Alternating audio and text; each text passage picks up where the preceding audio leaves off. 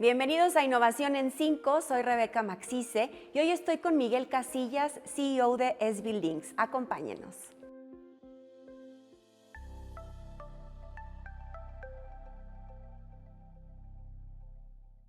Recuerden suscribirse al canal y estamos en el evento GITMA aquí en el TEC de Monterrey, Campus Santa Fe.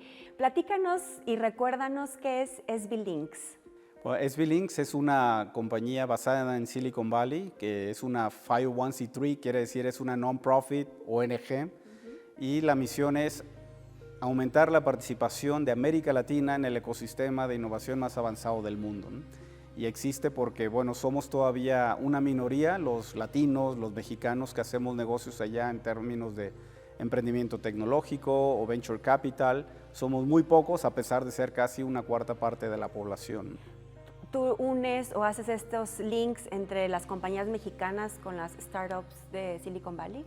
Primero es un acercamiento inicial para entender físicamente dónde está el lugar, porque muy pocos lo conocen San Francisco, pero no saben que al lado está Silicon Valley. Entonces lo que hace SB Links son programas de una semana para empresarios principalmente, dueños de empresas pequeñas, medianas o grandes, algunos emprendedores, a que entiendan la cultura de este lugar, pero que la vean que es un lugar abierto para que ellos puedan desarrollar ahí sus emprendimientos o hacer inversiones. ¿Y por qué es importante conectarse con este lugar? Bien, pues es muy fácil. Todas las tecnologías que usamos en nuestros bolsillos, en nuestro escritorio, las telecomunicaciones, los Airbnb, los Ubers, han nacido de ahí. Digo, es un lugar tan campestre que parece que no pasa nada, pero pasa todo. O sea, la influencia que tiene ese lugar en nuestro día a día es enorme.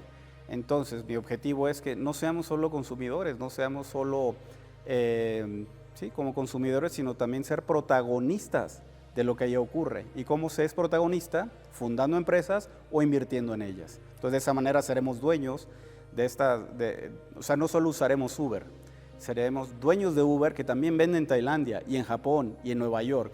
Y eso pues trae obviamente como consecuencia retornos económicos, en este caso en nuestro país, ¿no? Platícame de historias de éxito en el tema de inversión.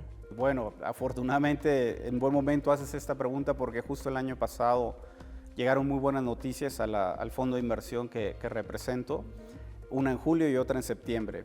La non-profit estaba sufriendo porque no tenía ingresos por los viajes, por el COVID, pero por otro lado en el tema de inversiones fue un buen año.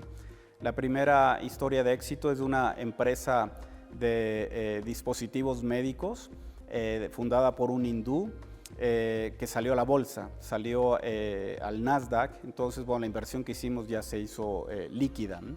Y a los pocos meses recibo una llamada del fundador de la empresa Wiseline, que también la mitad de la empresa estaba siendo comprada por un fondo de capital privado de Canadá, el fondo más grande de Canadá, lo cual a nuestros inversionistas les generó casi 6 veces el retorno de su inversión inicial.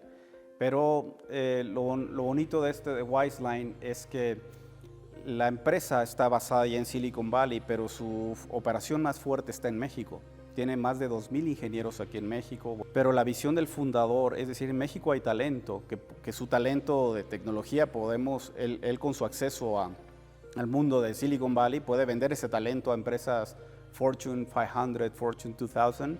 Entonces ese talento está siendo pagado por los grandes corporativos del mundo. Entonces él decía, recuerdo, hasta me emociono cada que lo repito, decía, gracias a la inversión que hicimos, muchos emprendedores han podido comprar su casa por primera vez, muchos inversionistas van a reinvertir ese capital de nuevo en México y va a haber una movilidad social dentro de sus empleados. Entonces, en particular, esta inversión tuvo un impacto socioeconómico muy fuerte en México y es un poco mi sueño. Que las inversiones que hagamos allá se multipliquen para beneficio de México y no termina ahí la historia bonita. El fundador, Bismarck, él es consejero del TEC de Monterrey y él me dijo, oye Miguel, quisiera que porque él a su vez invirtió a título individual bajo nuestro fondo, me dijo, cuando hicimos esa inversión, algo de esos beneficios hay que darlos a una organización con causa. Pasaron los años, se multiplicó esa inversión y gracias a ello dimos una beca del 100% a la Fundación de Líderes del Mañana del TEC de Monterrey para que una persona de bajísimos recursos pueda tener una beca en esta institución. Entonces, bueno, esto es un ejemplo espectacular del beneficio que tiene multiplicar el dinero en lugares como Silicon Valley. ¿Cuáles son las oportunidades entonces para las personas y para las empresas mexicanas invertir en fondos? Pues bien, bueno, las oportunidades que yo veo se tiene acceso de manera inicial en aquellas startups que van a hacer un rompimiento o traen una innovación disruptiva en el mercado. Entonces, para grandes corporativos pueden ver desde etapa temprana aquello que incluso les puede afectar en el futuro a sus negocios, ¿no? Esa es una ventaja. Otra es que de entrada ya te da acceso a empresas. No hay lugar en el mundo todavía que evalúe tanto a las empresas como en Silicon Valley. ¿Eso quiere decir? Que la multiplicación del valor de la inversión no lo hay en ningún otro lugar del planeta, ni en Beijing, ni en Nueva York. Entonces esa es otra ventaja, ¿no? Y también, pues bueno, al inversionista local le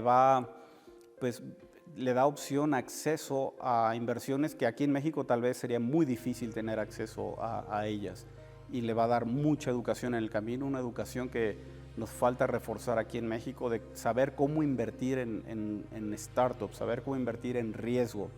Esa es una asignatura pendiente en nuestra cultura, no solo en las escuelas, porque a veces sí se enseña, pero no lo practicamos. ¿Cuál es el mínimo para invertir en una startup? Claro, bueno, hay muchos mitos que se cree, bueno, Silicon Valley es para los Bill Gates y Carlos Slim. Hay personas de nuestro fondo que han empezado a invertir desde $10,000. Incluso hay otros fondos que incluso empiezan más abajo que eso, pero son muy de internet, no hay contacto físico, no hay una persona detrás, pero sí tenemos inversionistas que empiezan con $10,000. Entonces han invertido desde 10,000, un individuo, hasta $2 millones en ese espectro. Pero sí, o sea, ha habido inversiones que hemos invertido hasta cerca de $2 millones, pero formado por un grupo de 40 o 50 personas. Entonces ya la inversión no es tan fuerte, ¿no? Ay, Miguel, qué interesante. Podríamos platicar horas. Te doy la bienvenida nuevamente a Innovación en 5 y a México. Muchas gracias. No, al contrario, pues creo podemos ir platicando allá. Ahora la siguiente entrevista tiene que ser allá. Ya quedaste, ¿eh? Gracias por acompañarnos. Nos vemos la próxima.